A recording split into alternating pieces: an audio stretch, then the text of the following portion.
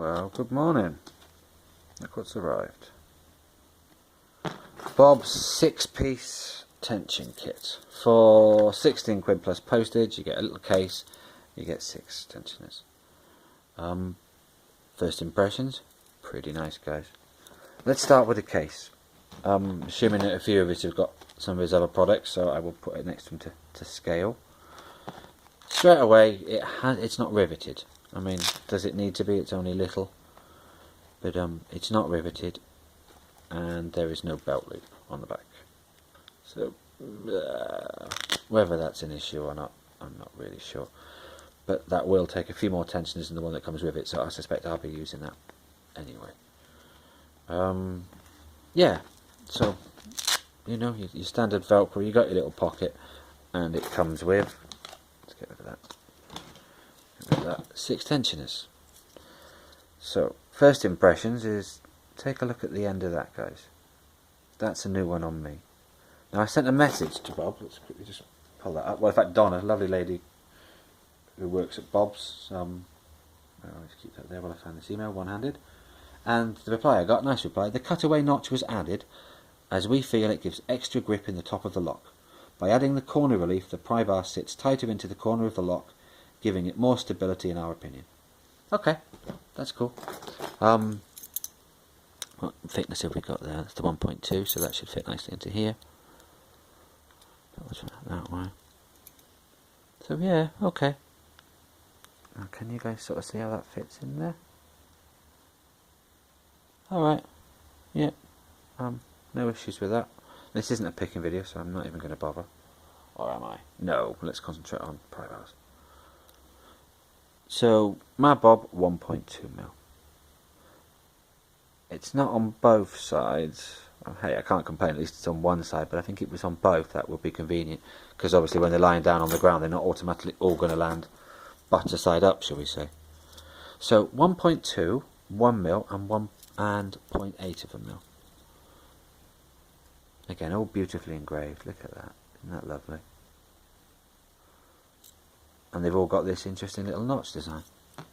There's been a bit of rumbling in comments already on UK Lock Sport about this, as to whether it's going to be a weakness and so on and so on.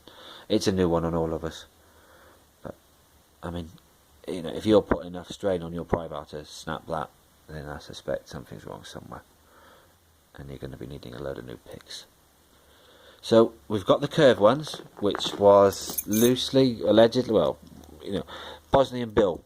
He was the first guy I saw do this. So, perhaps they're inspired by Bosnian Bill, who knows. But it does work, doesn't it, guys?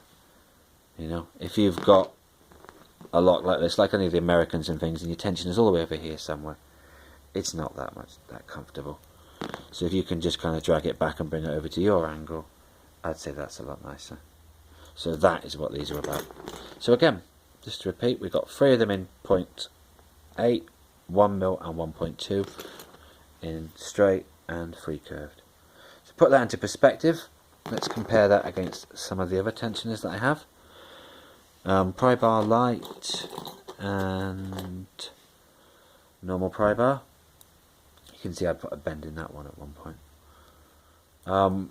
That's 1.2 and that's 1mm. So my Bob's does basically a similar size to the standard and the prybar light. Then, I mean, we've got the 2 toothless as well. They're in the same thickness, 1mm and 1.2. Side by sides, my Bobs are a touch longer. You guys can see that. Let's put that against these as well. Yeah, that's kind of cool. Alright, I'm pleased with that. So I get an extra sort of 6 or 7mm. I like longer tensioners anyway. If you look in my pick set, most of my homemade tensioners are that long. I just find it a bit more convenient, gives me more options. So, alright, I hadn't sort of put them side by side until this second. So there you go, it is a little bit longer than the standard Petersons.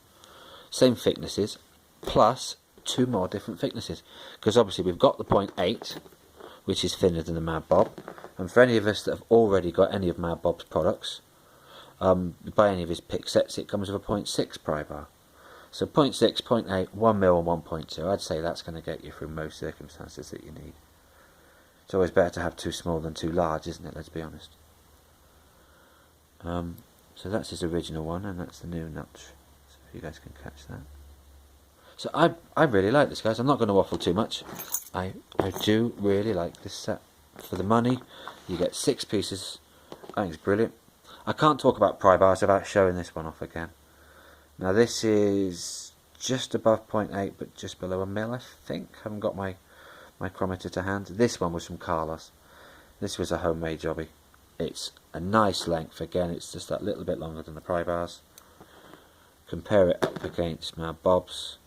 Yeah, that's cool. I just have to say thanks again to Carlos. I think this is ace homebrew prybar. I love it, and I particularly love the IKEA logo on there. That's just ace.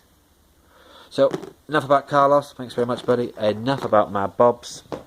For the money, I don't think you can go wrong, guys.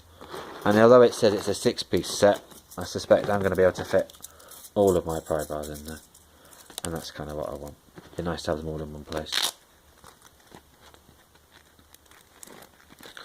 I'm guessing that they're all going to go in there.